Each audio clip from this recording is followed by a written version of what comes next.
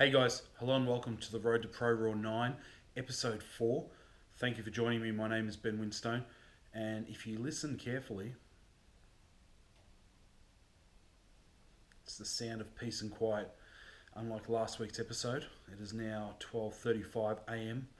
I believe it's a little bit hard to use a chainsaw at night time, I guess, unless you use one of those fancy LED headlamp things, but fingers crossed we should get through this episode relatively noise free, apart from the rubbish that comes out of my mouth. But hey, we're 4 weeks in, technically 5 because I filmed this a week ahead of the week that I've just reviewed. But 4 weeks in, going reasonably well. No real injuries or anything like that, just niggling things that everybody gets. Hitting the numbers that I need to hit, still learning and adapting along the way. So without further ado, let's jump into it and have a look at last week's training. So squats, they went quite well. I worked up to a top set of 250 kilograms for 3.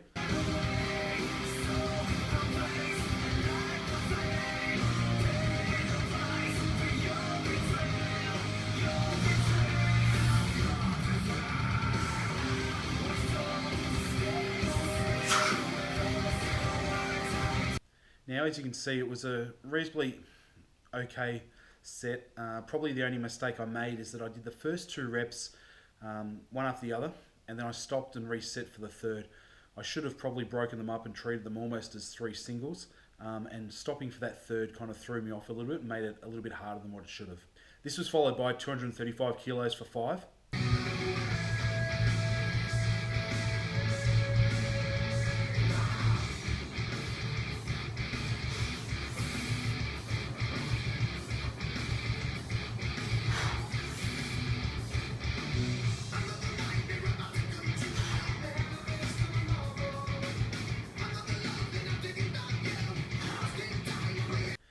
And then deviating a little bit from the path, instead of doing 2 sets of 5 at 225 kilos, I did 1 set of 10 with 225. Now you may ask why. 1, it's probably a little bit mad. 2, Aaron Scarborough at Iron Revolution Gym has been doing a lot of high rep sets of squats lately, and it's sort of lit a bit of a fire under my butt that I wanted to give it a crack. And thirdly, it was a late session once again. It was approaching midnight. I was tired, stressed. I had a lot on my mind. At the moment, the last week or two has been quite, well, more than week or two, probably the last month almost, has been extremely stressful in a number of ways. Not so much in the gym, but outside the gym, with a lot of external forces really distracting me from things and sort of taking my attention and energy. But that's life, I guess. You know, everybody suffers from things like that. And this has just continuously begun to sort of wear me down mentally, where training has got to the point where it's almost been a bit of a grind and a sort of tick the box, do what I've got to do. But, you know, so this set of 10, it was also a little bit of a test to myself to sort of see if I had that mental toughness there. Because, you know, doing a set of 10 on squats that's reasonably heavy is a really good tester, physically and mentally. Because you think you're going okay at sort of rep 4 or 5, rep 6 kicks in and you sort of go, well, hang on, I've ticked over that 5 mark, 7, 8, and you're going, shit, I'm nearly there. But, you know, the legs start to cramp a bit, the weight feels heavy, you're not sure what it's going to be like when you descend. You hit 9, and then, you know, there's that final rep where the brain's sort of saying, hey, you know, I don't want to do this anymore, let's give up. But you've got to really force past that and make it do it. So that's what's happened here. It was good fun. You know, I was stuffed after it. I went outside. I thought I was going to spew, but I didn't. So I can still retain my claim of not spewing after a set yet. But yeah, it was pretty good. So here it is.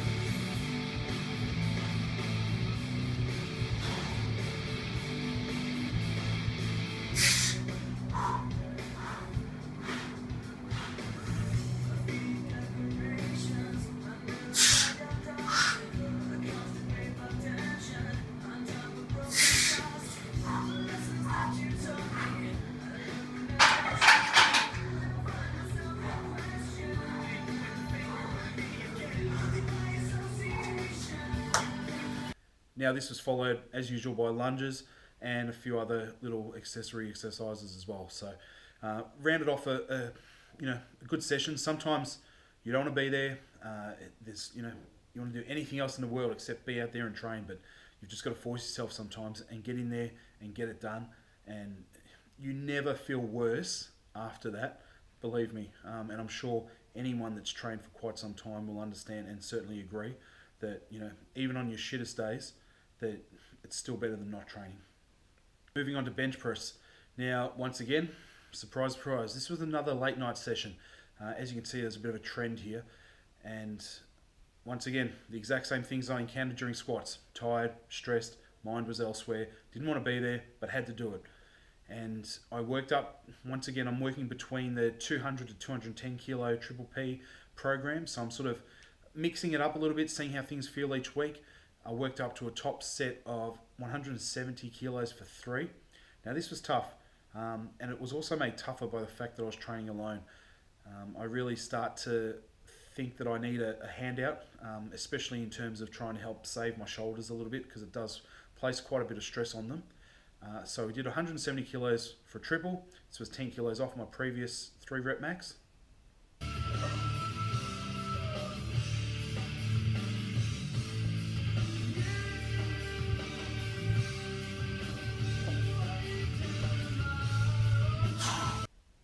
And then this was followed up by 155 kilos for 5.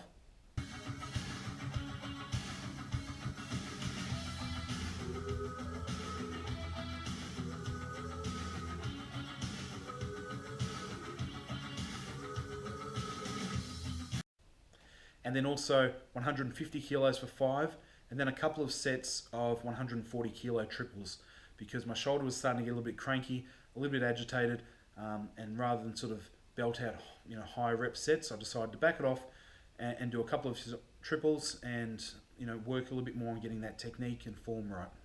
And as always, it was followed by a mix of assistance exercises, including some tricep work, and I've begun to add a little bit more overhead stuff. So this week I used kettlebells in an overhead press motion, as I'm trying to sort of begin to rebuild my shoulder strength too. And of course, last but not least, deadlifts. Now, this week was a little bit unusual because I trained on a Saturday. I normally try and get my training done between Monday to Friday. I work 3 jobs, which makes it a little bit hard sometimes to have a consistent schedule. I work a normal Monday to Friday job, regular hours, and then I work security on a Friday and Saturday night. And believe me, I could almost film a YouTube series on that alone, with some of the stories and things that I see and do. And also, occasionally, every perhaps second or third weekend, I work in a auto parts retail store. So quite busy, and there was something on this Friday when I would normally train, so I had to bump it back onto Saturday and get it done. I was a little bit more fatigued than normal because I'd worked Friday night, and normally when I work on Friday, Saturday nights, I don't get to bed till about 4:30 or 5 a.m.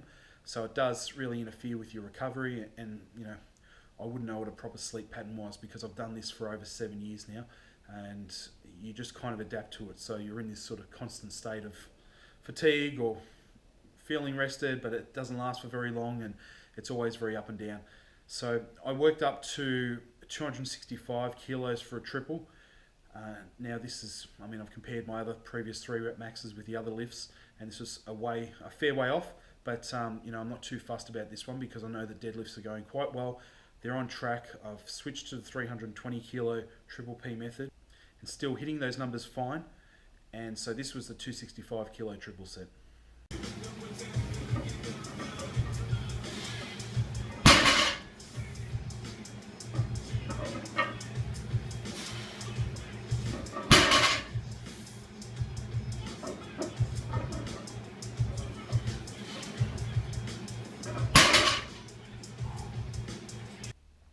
Then this was followed by 250 kilos for 5, which also felt okay.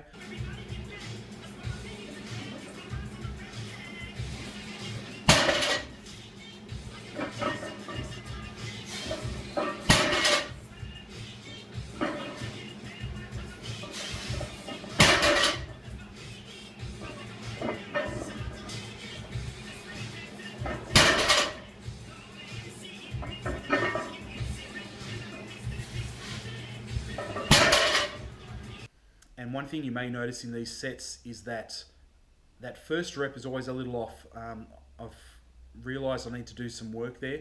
I'm probably not pulling that tension, getting the tension in the bar. And then when I go to pull, my hips are coming up, and because I'm having to pull that slack out of the bar, and it's throwing me off. That if you watch those other reps, second, third rep, etc., the form's a lot better. So it's something I certainly need to begin working on, because competition day, you only get one rep. I can't go out there and do multiple reps just because the second or third one's better. So, of course, but you know, it's what I've got to do. I've got to work on it, and hopefully we can start to see some improvement over the next few weeks. Now, similar to squats, I was tired, stressed, didn't want to be there. Very familiar story, as you've heard so far this week. And I decided to combine my 2 down sets of 230 kilos for 5 into one set of 10. Once again, inspired by Aaron at Iron Rev. He's been doing a bit of high rep deadlift stuff too. And it was actually, I mean, deadlifts are always going to be easier to do for higher reps than squats, because once it gets tough, you can just drop it. You know, you're not going to have to worry about, you know, the squats sort of crushing you. So the 230 was reasonably good, and reasonably speedy as well, and wrapped up the session well.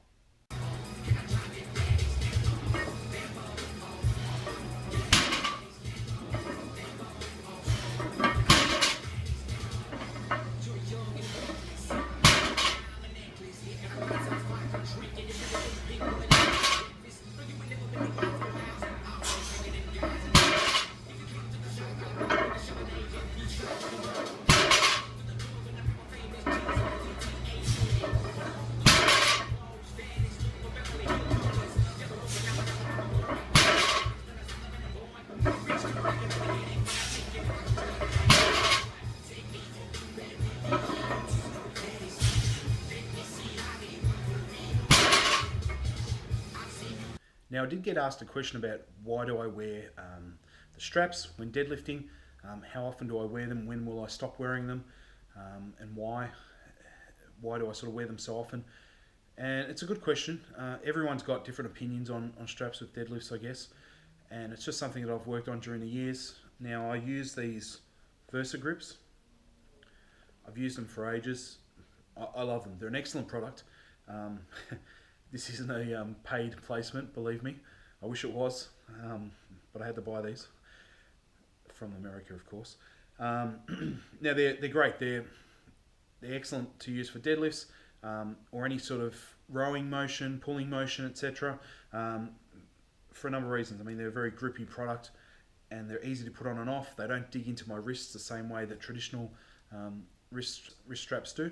But I wear them mainly because in the first sort of half or 2/3 of my training program, it's a lot more rep work, and I don't want to chew out my palms. I'm sure everyone here has encountered calluses and ripping them open, and what a pain in the ass it is, and then if it doesn't heal in time, it may affect the next session, etc. So while I'm doing multiple sets of 5s and 3s and stuff like that, I'll wear those Versa grips to save the hands, and then once I start switching to heavy singles is when I'll go back to my traditional mixed competition grip. I also believe that it provides a little bit of balance for the lats and arms and stuff like that when pulling, because I'm keeping it like that in those high rep sets. Now, whether that's bro science or not, I don't know, and to be honest, I don't really care. People may dispute that. They might say it's bullshit. That's fine. Don't wear them. Pull mixed grip all the time. It doesn't bother me. But I'll continue to do this sort of method until it fails. And at the moment it hasn't failed. So I did this for my last competition when I pulled or attempted 325, and then a couple of weeks later pulled 317 and a half. I didn't really have any issues. I didn't really have any problems with grip. So I think that it's working okay. And then it just sort of saves those hands, because I'd rather start getting them run in, so to speak, 5 or 6 weeks out from the competition, rather than have constant battles with calluses and ripping them open, and that, for 10 or 12 weeks of prep. So hopefully that answers that question okay. And once again, I'm always happy to answer any questions about training. Just shoot them through, and I'll do my best to answer them. So that just about wraps up this week's episode. Thank you for watching.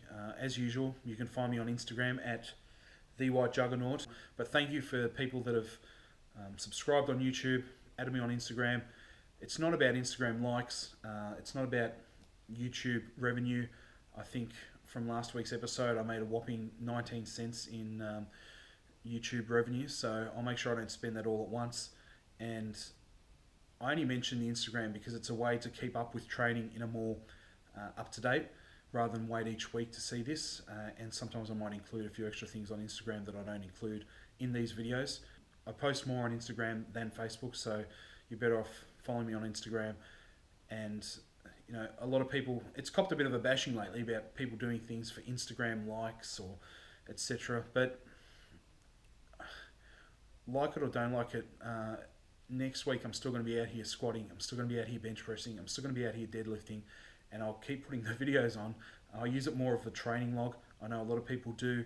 Maybe some do it for likes. I mean, I'm certainly not going to start posing in underwear, although I have deadlifted shirtless. I apologise for that. But in a desperate attempt for likes or something like that. So it's just a way of interacting more with people, and if someone wants to shout out a question or things like that, it makes it a lot easier. And I also must mention congratulations to a few of my friends that competed last weekend at the GPC Summer Classic. I know they set a lot of PBs. Unfortunately, I couldn't be there.